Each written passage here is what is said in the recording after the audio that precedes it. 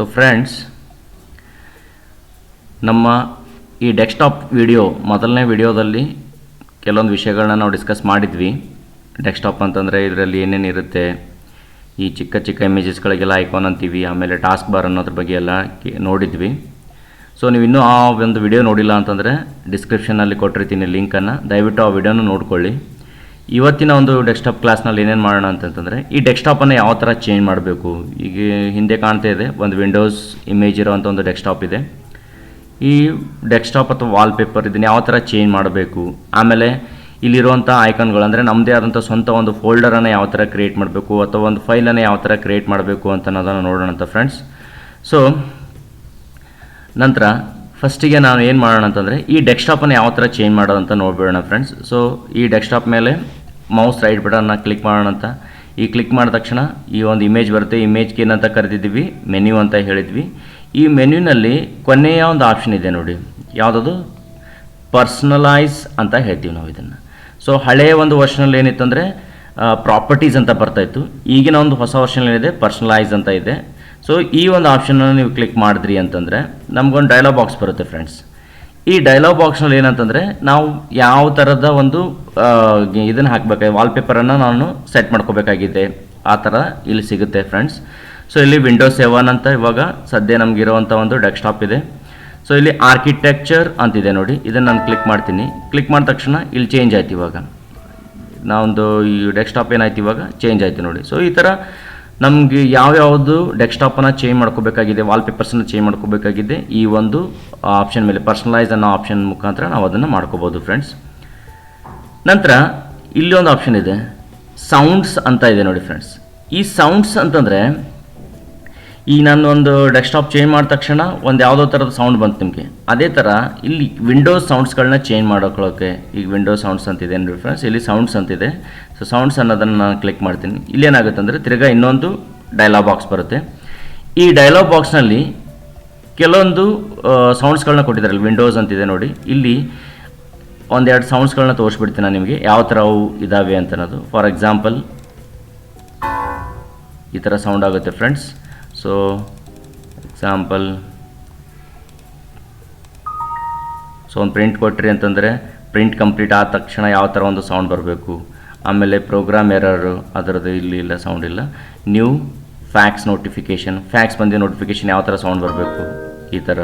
ಆಮೇಲೆ ಮೇಲ್ ಬಂತು ಅಂದರೆ ಆ ಥರ ಸೌಂಡ್ಸ್ ಬರೋವಂಥದ್ದು. ಸೊ ಇಲ್ಲಿ ಹಲವಾರು ಸೌಂಡ್ಸ್ಗಳು ಇರ್ತವೆ ಫ್ರೆಂಡ್ಸ್. ನಿಮಗೆ ಸೌಂಡ್ ಏನಾದರೂ ಚೇಂಜ್ ಮಾಡಬೇಕಾಗಿತ್ತು ಅಂತಂದರೆ ನೀವು ಅದನ್ನು ಚೇಂಜ್ ಮಾಡ್ಕೋಬೋದು. ಆಮೇಲೆ ಇಲ್ಲೊಂದಿಷ್ಟು ಸೌಂಡ್ ತೋರಿಸ್ಬಿಡ್ತೀನಿ ನಾನು. ವಿಂಡೋಸ್ ಚೇಂಜ್ ದೀಮ್, ಇದೇ ಥರ ನಾವು ಡೆಸ್ಕ್ಟಾಪನ್ನು ಚೇಂಜ್ ಮಾಡಿದಾಗ ಇದೇ ಸೌಂಡ್ ಬಂದಿತ್ತು ಫ್ರೆಂಡ್ಸ್. ಸೊ ದೀಮನ್ನು ಚೇಂಜ್ ಆದಾಗ ಈ ಥರ ಸೌಂಡ್ಸ್ ಬರುತ್ತಿರುತ್ತೆ. ಆಮೇಲೆ ವಿಂಡೋಸ್ ಲಾಗ್ ಆಫ್ ಆದ ತಕ್ಷಣ, ಆಮೇಲೆ ಲಾಗ್ ಆನ್ ಆದ ತಕ್ಷಣ, ಸೊ ಈ ಥರ ಸೌಂಡ್ಸ್ಗಳು ನಮಗಿಲ್ಲಿ ಸಿಗುತ್ತೆ ಫ್ರೆಂಡ್ಸ್. ಇದನ್ನು ನಂತರ ನೆಕ್ಸ್ಟ್ ಆಪ್ಷನ್ ಬಂದುಬಿಟ್ಟು ಸ್ಕ್ರೀನ್ ಸೇವರ್ ಅಂತಿದೆ ಇಲ್ಲಿ. ಈ ಸ್ಕ್ರೀನ್ ಸೇವರ್ ಅಂತಂದರೆ ಏನು ಕೆಲಸ ಮಾಡುತ್ತೆ, ಆಲ್ರೆಡಿ ಅದನ್ನೇ ಹೇಳ್ತಾ ಇದೆ, ಸ್ಕ್ರೀನನ್ನು ಸೇವ್ ಮಾಡುವುದು ಅಥವಾ ಸೇವರ್ ಅಂತ ಹೇಳ್ತಾ ಇದೆ. ಸೊ ಸ್ಕ್ರೀನ್ ಸೇವರ್ ಅಂದರೆ ಏನಾಗುತ್ತೆ ಇದು ಆಪ್ಷನ್ನ ನೋಡ್ಬೇಡ ಅಂತ ಫ್ರೆಂಡ್ಸ್. ಸೊ ಇದನ್ನು ಕ್ಲಿಕ್ ಮಾಡಿಬಿಡ್ತೀನಿ.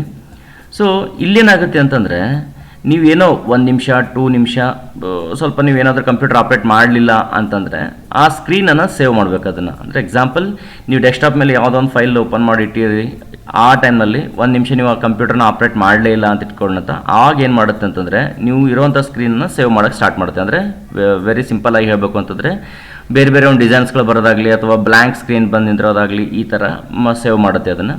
ಸೊ ಸೇವ್ ಮಾಡೋಕ್ಕಾಗಿತ್ತು ಅಂದರೆ ಫಾರ್ ಎಕ್ಸಾಂಪಲ್ ಇಲ್ಲಿ ಬಂದುಬಿಡೋಣ ಅಂತ ಸರ್, ಸ್ಕ್ರೀನ್ ಸೇವರ್ ಅಂತಿದೆ ನೋಡಿ ಆಪ್ಷನ್. ಸೊ ಸ್ಕ್ರೀನ್ ಸೇವರ್ ಮೇಲೆ ನನಗೆ ಇಲ್ಲೇನಿದೆ ಇವಾಗ ಸದ್ಯ ಸೆಟ್ಟಿಂಗ್ ಮಾಡ್ಕೊಂಡಿರೋ ಆಪ್ಷನ್ ಯಾವುದು, ನನ್ನ ಅಂತಿದೆ. ಸೊ ಇಲ್ಲಿ ತೊಗೊಂಡ್ಬಿಟ್ಟು ಫಾರ್ ಎಕ್ಸಾಂಪಲ್ 3D ಟೆಕ್ಸ್ಟ್ ಬೇಕು ನನಗೆ, ಬ್ಲ್ಯಾಂಕ್ ಬೇಕು, ಬಬಲ್ ಬೇಕು. ಸೊ ನನಗೀಗ 3D ಟೆಕ್ಸ್ಟ್ ಬೇಕಾಗಿದೆ. ಇದನ್ನು ಕ್ಲಿಕ್ ಮಾಡ್ತೀನಿ ಫ್ರೆಂಡ್ಸ್.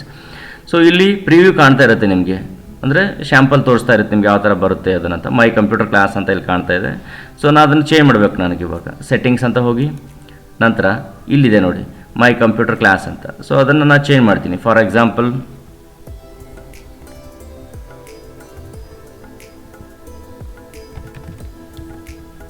ನನ್ನ ಚಾನಲ್ ಹೆಸರನ್ನು ಟೈಪ್ ಮಾಡ್ತಾ ಇದ್ದೀನಿ ಫ್ರೆಂಡ್ಸ್ ಇಲ್ಲಿ.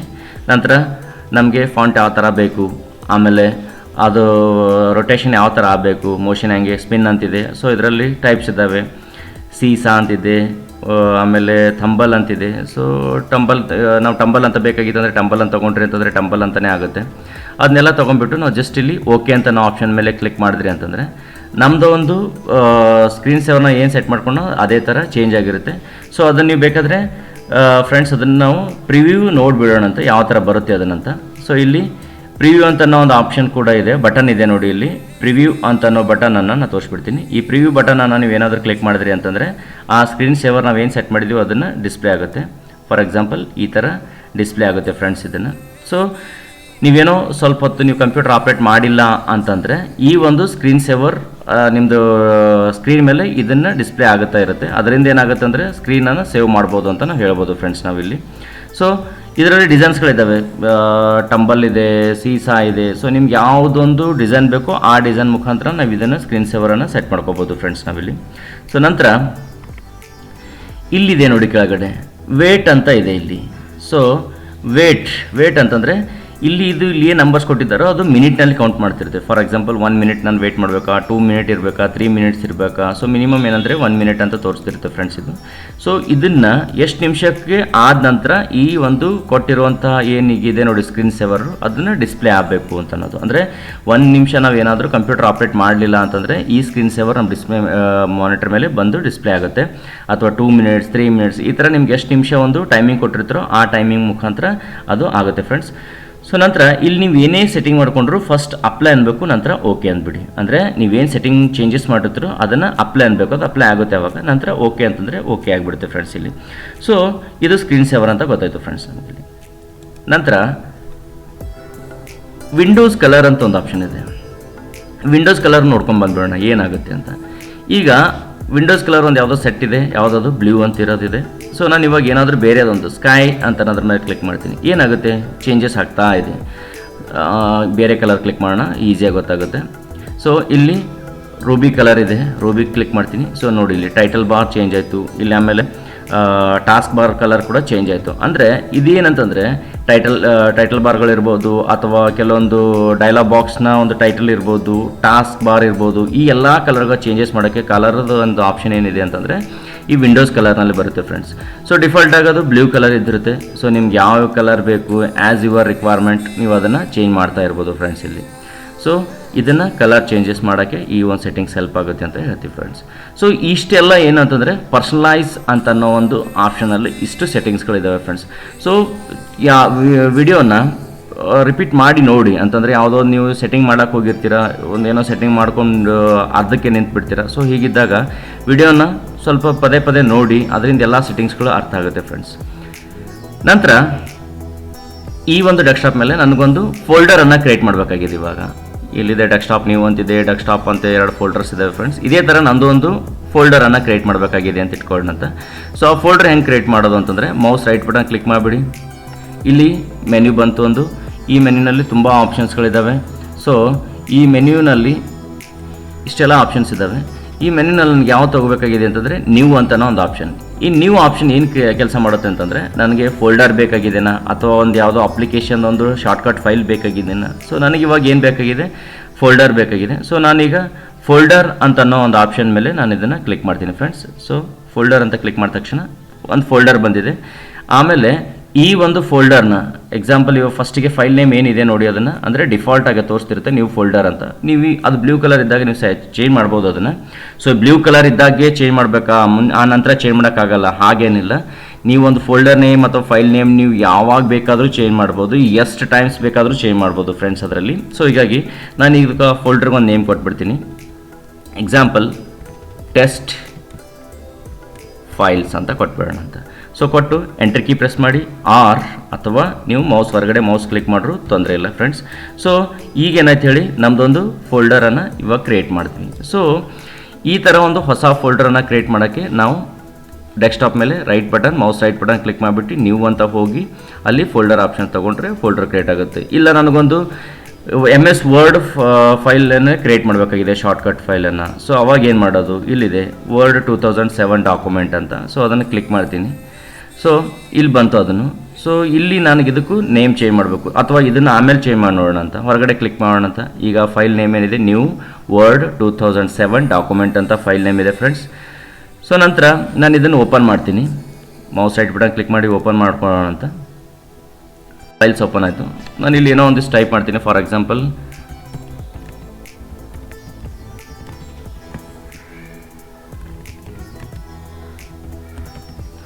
ಈ ಫೈಲ್ ಇದನ್ನು ಸೇವ್ ಮಾಡ್ತೀನಿ. ಸೇವ್ ಮಾಡಿದ ತಕ್ಷಣ ಈಗ ಎಲ್ಲಿ ಸೇವ್ ಆಗುತ್ತೆ, ನಾವು ಮುಂಚೆ ಎಲ್ಲನಾದರೂ ಒಂದು ಫೈಲ್ ಹೊಸ ಫೈಲ್ ಕ್ರಿಯೇಟ್ ಮಾಡಿದ್ವಿ, ಅದನ್ನು ಸೇವ್ ಮಾಡಬೇಕಾಗಿತ್ತು ಅಂದರೆ ಸೇವ್ ಮಾಡಿದ್ಮೇಲೆ ಫೈಲ್ ನೇಮ್ ಕೇಳ್ತಿತ್ತು, ಎಲ್ಲ ಕೇಳ್ತಿತ್ತು. ಇವಾಗ ಆ ಥರ ಕೇಳಲ್ಲ ಫ್ರೆಂಡ್ಸ್. ಡೈರೆಕ್ಟ್ ನೀವು ಸೇವ್ ಅಂತ ಕ್ಲಿಕ್ ಮಾಡಿಬಿಟ್ರೆ ಸೇವ್ ಆಯ್ತದು.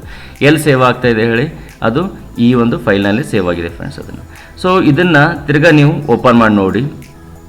ಓಪನ್, ಆ ಒಂದು ಟೆಕ್ಸ್ಟ್ ಇಲ್ಲೇ ಇದೆ ಅಂತ ಹೇಳ್ಬೋದು. ನಂತರ ಇಷ್ಟೆಲ್ಲ ಆದಮೇಲೆ ಈಗ ಒಂದು ಫೈಲ್ ನೇಮನ್ನು ನಾನು ಚೇಂಜ್ ಮಾಡಬೇಕಾಗಿದೆ friends. So very simple, mouse right button click ಮಾಡಿ, ಇಲ್ಲಿ ರೀನೇಮ್ ಅಂತ ಆಪ್ಷನ್ ಇದೆ, ಆ ರೀನೇಮ್ ಆಪ್ಷನ್ನ ಕ್ಲಿಕ್ ಮಾಡಿ ನೀವು ಆ ಫೈಲ್ ನೇಮನ್ನು ಚೇಂಜ್ ಮಾಡ್ಬೋದು. ಫಾರ್ ಎಕ್ಸಾಂಪಲ್ ಫಸ್ಟ್ ಫೈಲ್ ನೇಮನ್ನು ಚೇಂಜ್ ಮಾಡ್ತೀನಿ. ಎಂಟರ್ ಕೀ ಆದರೂ ಪ್ರೆಸ್ ಮಾಡಿ ಅಥವಾ ಮೌಸ್ ಹೊರಗಡೆ ಕ್ಲಿಕ್ ಮಾಡಿ ಆ ಒಂದು ನೇಮನ್ನು ಸೇವ್ ಆಗಿರುತ್ತೆ ಫ್ರೆಂಡ್ಸ್ ಇಲ್ಲಿ. ಸೊ ಈ ಥರ ಕೆಲವೊಂದು ಶಾರ್ಟ್ಕಟ್ಟಾಗಿ ನಾನು ಫೋಲ್ಡ್ರನ್ನು ಕ್ರಿಯೇಟ್ ಮಾಡ್ಬೋದು ಅಥವಾ ಫೈಲ್ಸನ್ನು ಕ್ರಿಯೇಟ್ ಮಾಡ್ಬೋದು. ಇಷ್ಟೆಲ್ಲ ಮಾಡೋದಕ್ಕೆ ಈ ಒಂದು ಆಪ್ಷನ್ ಹೆಲ್ಪ್ ಆಗುತ್ತೆ ಅಂತ ಹೇಳ್ಬೋದು ಫ್ರೆಂಡ್ಸ್. ನಂತರ ಈ ಟಾಸ್ಕ್ ಬಾರ್ ಬಗ್ಗೆ ಒಂದಿಷ್ಟು ಹೇಳ್ಬಿಡ್ತೀನಿ ನಾನು ನಿಮ್ಗೆ ಇವಾಗಲೇ. ಈ ಟಾಸ್ಕ್ ಬಾರ್ನಲ್ಲಿ ಏನಂತಂದರೆ ಸ್ಟಾರ್ಟ್ ಬಟನ್ ಅಂತ ನೋಡಿದ್ವಿ ಆಲ್ರೆಡಿ. ಓಕೆ, ಸೊ ಇಲ್ಲಿ ರೈಟ್ ಬಟನ್ ಕ್ಲಿಕ್ ಮಾಡಿದ್ರೆ ಏನು ಬರುತ್ತೆ ಅಂದರೆ ಪ್ರಾಪರ್ಟೀಸ್ ಅಂತ ಒಂದು ಆಪ್ಷನ್ ಇದೆ. ಈ ಪ್ರಾಪರ್ಟೀಸ್ ಆಪ್ಷನ್ ನೀವು ಕ್ಲಿಕ್ ಮಾಡಿ ಏನಾಗುತ್ತೆ, ಇಲ್ಲೇನಿದೆ ನೋಡಿ friends, task bar and start menu properties. So friends ಕಾಣ್ತಾ ಇದೆ ಅಂತ ಅಂದ್ಕೊಳ್ತೀನಿ. So task bar and start menu properties ಅಂತ ಹೇಳ್ತೀವಿ. ಸೊ ಇಲ್ಲಿ ಟಾಸ್ಕ್ ಬಾರ್ ಅಂತ ಅನ್ನೋದಕ್ಕೆ ನಾವು ಹೋಗ್ಬೇಡೋಣ ಅಂತ ಫಸ್ಟಿಗೆ. Will go with task bar. ಈ ಟಾಸ್ಕ್ ಬಾರ್ನಲ್ಲಿ ಇಲ್ಲಿ ಕೆಲವೊಂದು ಏನಿದೆ ಅಂದರೆ ಟಾಸ್ಕ್ ಬಾರ್ ಅಪಿಯರೆನ್ಸ್ನಲ್ಲಿ lock the task bar, auto hide the task bar, use small icons ಅಂತ ಒಂದು ಆಪ್ಷನ್ ಇದೆ ಫ್ರೆಂಡ್ಸ್. ಸೊ ಇದನ್ನೆಲ್ಲ ಆಪ್ಷನ್ನ ನಿಮ್ಗೆ ತೋರಿಸ್ಬಿಡ್ತೀನಿ ಇವಾಗ. ಫಸ್ಟಿಗೆ ಏನಿದೆ, ಲಾಕ್ ದ ಟಾಸ್ಕ್ ಬಾರ್ ಅಂತಿದೆ. ಟಾಸ್ಕ್ ಬಾರನ್ನು ಲಾಕ್ ಆಗಿದೆ ಅಂತ ಹೇಳ್ತೀವಿ ಇವಾಗ. ಸೊ ಇದನ್ನು ಬಿಟ್ಟು ನಾನೇನು ಮಾಡ್ತೀನಿ ಅಂದರೆ auto hide the task bar ಅಂತ ತಗೋತೀನಿ. ಓಕೆ, ತೊಗೊಂಡು ಜಸ್ಟ್ ನಾನು ಅಪ್ಲೈ ಅಂತೀನಿ ಫ್ರೆಂಡ್ಸ್. ಇಲ್ಲಿ ಟಾಸ್ಕ್ ಬಾರ್ ಏನಾಯ್ತು ಹೇಳಿ ಹೋಗ್ಬಿಡ್ತದೆ, ಹೈಡ್ ಆಯಿತು. ಅಂದರೆ ಹೈಡ್ ಆಯ್ತು ಅಂದರೆ ಇವಾಗ ಹೆಂಗೆ ಆಪ್ರೇಟ್ ಮಾಡೋದು ಕನ್ಫ್ಯೂಷನ್ ಆಗುತ್ತೆ ಅಲ್ವಾ. ಸೊ ಇದನ್ನು ಹೈಡ್ ಅಂತಂದರೆ ನಾವು ಟಾಸ್ಕ್ ಬಾರ್ ಕಡೆ ಏನು ಕೆಲಸ ಇಲ್ಲ, ಟಾಸ್ಕ್ ಬಾರ್ ಹತ್ರಕ್ಕೆ ಬರಲ್ಲ ಅಂತಂದರೆ ಅದು ಹೈಡ್ ಆಗಿರುತ್ತೆ ಫ್ರೆಂಡ್ಸ್. ಸಪೋಸ್ ನಾನು ಏನಾದರೂ ಟಾಸ್ಕ್ ಬಾರ್ ಮೇಲೆ ಏನೋ ಒಂದು ಕೆಲಸ ಇದೆ, ಸ್ಟಾರ್ಟ್ ಬಟನ್ ತಿರ್ಗಾ ನಂಗೆ ಬೇಕಾಗಿದೆ, ಆವಾಗ ನಾನು ಈ ಕಡೆ ಬಂದರೆ ಅದು ಮತ್ತೆ ಮೇಲೆ ಬರುತ್ತೆ. ಸೊ ಇಲ್ಲಿ ಲಾಕ್ ಮಾಡಿದ್ದಿದ್ರಲ್ಲ, ಆ ಲಾಕನ್ನು ತೆಗೆದುಬಿಡೋಣ ಅಂತ ಫ್ರೆಂಡ್ಸ್. ಅಪ್ಲೈ ಅಂದ್ಬಿಡಿ. ಸೊ ಇವಾಗ ಏನಾಗುತ್ತೆ ನೋಡಿ, ನಾನಿವಾಗ ಕೆಲಸ ಇದೆ ಅದ್ರ ಮೇಲೆ ಅದು ಬಂತು. ತಿರ್ಗಾ ನಾನು ಬೇರೆ ಕಡೆ ಕೆಲಸ ವರ್ಕ್ ಮಾಡ್ತಾ ಇದ್ದೀನಿ, ಇಲ್ಲ ನಾನು ಯಾವುದೋ ಬೇರೆ ಒಂದು ಆಪ್ರೇಟರ್ ಮಾಡ್ತಾ ಇದ್ದೀನಿ ಅಂತಂದರೆ ಅದು ಟಾಸ್ಕ್ ಬಾರ್ ಇವಾಗ ನಮ್ಮದು ಒಂದು ಸ್ಕ್ರೀನ್ ಮೇಲೆ ಡಿಸ್ಪ್ಲೇ ಆಗೋದಿಲ್ಲ ಫ್ರೆಂಡ್ಸ್. ಯಾಕೆ ಹೇಳಿ, ಅದ್ರ ಮೇಲೆ ನನಗೆ ಯಾವುದೇ ಥರದ ಕೆಲಸ ಇಲ್ಲ ಇವಾಗ. ಸೊ ನಾನು ತಿರ್ಗಾ ಅದ್ರ ಮೇಲೆ ಇಲ್ಲಿ ಹತ್ರಕ್ಕೆ ಬಂದಾಗೆ ಮತ್ತೆ ಅದು ಟಾಸ್ಕ್ ಬಾರ್ ಡಿಸ್ಪ್ಲೇ ಆಗುತ್ತೆ ಫ್ರೆಂಡ್ಸ್. ಸೊ ಇದು auto hide the task bar ಅಂತ ಕರಿತೀವಿ. ನಂತರ ಇದನ್ನು ತೆಗಿತೀನಿ, ಆಪ್ಷನ್ ತೆಗೆದುಬಿಡೋಣ friends. So lock the task bar ತೊಗೊಳ್ಳೋಣ ಅಂತ. Okay, apply ಅಂದ್ಬಿಡಿ. ಸೊ ಬಂತು ಇವಾಗ ಈ ಥರ. ಇವಾಗ ಏನು ಹೈಡ್ ಆಗೋದಿಲ್ಲ ಅದನ್ನು. ಓಕೆ, ನಂತರ ಸ್ಮಾಲ್ ಐಕಾನ್ಸ್ ಅಂತಿದೆ ನೋಡಿ. ಈ ಸ್ಮಾಲ್ ಐಕಾನ್ ಕ್ಲಿಕ್ ಮಾಡಿದ್ರೆ ಏನಾಗುತ್ತೆ, ಅಪ್ಲೈ ಅಂದ್ಬಿಡಿ. ನೋಡಿ ಈ ಟಾಸ್ಕ್ ಬಾರ್ ಮೇಲೆ ಆ ಟಾಸ್ಕ್ ಬಾರ್ ಕೂಡ ಚಿಕ್ಕ ಸೈಜಲ್ಲಿ ಕಾಣ್ತಾ ಇದೆ. ಆಮೇಲೆ ಎಲ್ಲ ಐಕಾನ್ಗಳು ಏನಾಗಿದೆ ಅಂತಂದರೆ ಚಿಕ್ಕ ಸೈಜ್ನಲ್ಲಿ ಕಾಣ್ತಾ ಇದೆ. ಈಗ ಇದನ್ನು ತೆಗಿತೀನಿ, ತಿರ್ಗಾ ಈ ಕಡೆ ಅಬ್ಸರ್ವ್ ಮಾಡ್ತಾ ಇರಿ ಹಾಗೆ. ಅಪ್ಲೈ ಬಿಡೋಣ ಅಂತ. ಸೊ ದೊಡ್ಡದಾಯ್ತು ಇವಾಗ. ಸೊ ಇದು ಸ್ಮಾಲ್ ಐಕಾನನ್ನು ಕ್ರಿಯೇಟ್ ಮಾಡೋಕ್ಕೆ ಅಥವಾ ಸ್ಮಾಲ್ ಆಗಿ ಸೈಜನ್ನು ಇದು ಮಾಡೋಕ್ಕೆ ಇದನ್ನು ಬಳಕೆ ಮಾಡ್ತೀವಿ ಫ್ರೆಂಡ್ಸ್. ಆಮೇಲೆ task bar location on screen. ಈ ಒಂದು ಸ್ಕ್ರೀನ್ ಮೇಲೆ ಅಂದರೆ ಡೆಸ್ಕ್ಟಾಪ್ ಈ ಸ್ಕ್ರೀನ್ ಮೇಲೆ ಟಾಸ್ಕ್ ಬಾರ್ನ ಲೊಕೇಶನ್ ಎಲ್ಲಿ ಬೇಕು. ಈಗ ಇಲ್ಲೇನಿದೆ, ಕಾಮನ್ನಾಗಿ ನಾವೆಲ್ಲ ಸಿಸ್ಟಮ್ನಲ್ಲಿ ನೋಡ್ತೀವಿ, ಬಾಟಮ್ನಲ್ಲಿ ಇದ್ದಿರುತ್ತೆ. ಇಲ್ಲ ನಾನು ಚೇಂಜ್ ಮಾಡಬೇಕಾಗಿದೆ ಇದನ್ನು. ಸೊ ಇಲ್ಲಿ ಕ್ಲಿಕ್ ಮಾಡಿ ಫ್ರೆಂಡ್ಸ್, ಲೆಫ್ಟ್ ಅಂತ ತೊಗೊಂಡ್ಬಿಡೋಣ ಅಂತ ಕ್ಲಿಕ್ ಮಾಡಿ. ಈಗೇನಾಗುತ್ತೆ ಅಂತಂದರೆ ಅಪ್ಲೈ ಅಂದ್ಬಿಡಿ. ಈ ಟಾಸ್ಕ್ ಬಾರ್ ಇಲ್ಲಿದ್ದು ಹೋಗ್ಬಿಟ್ಟು ಯಾಕಡೆ ಬಂತು, ಇವಾಗ ಲೆಫ್ಟ್ ಸೈಡಿಗೆ ಬಂತು. ಓಕೆ, ಇಲ್ಲ ನನಗೆ ರೈಟ್ನಲ್ಲಿ ಬೇಕಾಗಿದೆ, ಬಲಭಾಗದಲ್ಲಿ ಬೇಕಾಗಿದೆ, ರೈಟ್ ಅಂತ ಕ್ಲಿಕ್ ಮಾಡ್ತೀನಿ. ಇವಾಗ ಬಲಭಾಗದಲ್ಲಿ ಬರುತ್ತೆ, ಅದಕ್ಕೆ ಅಪ್ಲೈ ಅಂದ್ಬಿಡಿ.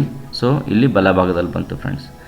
ನಂತರ ಇಲ್ಲ ಟಾಪ್ನಲ್ಲಿ ಬೇಕಾಗಿದೆ, ಟಾಪ್ ಅಂತ ಕ್ಲಿಕ್ ಮಾಡಿ ಅಪ್ಲೈ ಅನ್ನಿ, ಅದೇ ಟಾಸ್ಕ್ ಬಾರ್ ಮೇಲ್ಗಡೆ ಕಾಣುತ್ತೆ. ಸೊ ಇದು ಏನೋ ಚೇಂಜಸ್ ಆಗಿದೆ, ಏನೋ ಆಗಿದೆ ಅಥವಾ ಕಂಪ್ಯೂಟರ್ ಕೆಟ್ಟು ಹೋಗಿದೆ, ಆ ಥರ ಏನೂ ಇರೋದಿಲ್ಲ ಫ್ರೆಂಡ್ಸ್. ಇದು ಜಸ್ಟ್ ಸೆಟ್ಟಿಂಗ್ಸ್ ಇರುತ್ತೆ.